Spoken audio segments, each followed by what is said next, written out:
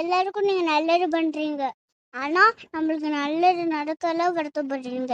கவலைப்படாதீங்க. நீங்க செஞ்ச நல்லதுக்கெல்லாம் உங்களுக்கு நல்லதா நடக்க போகும்.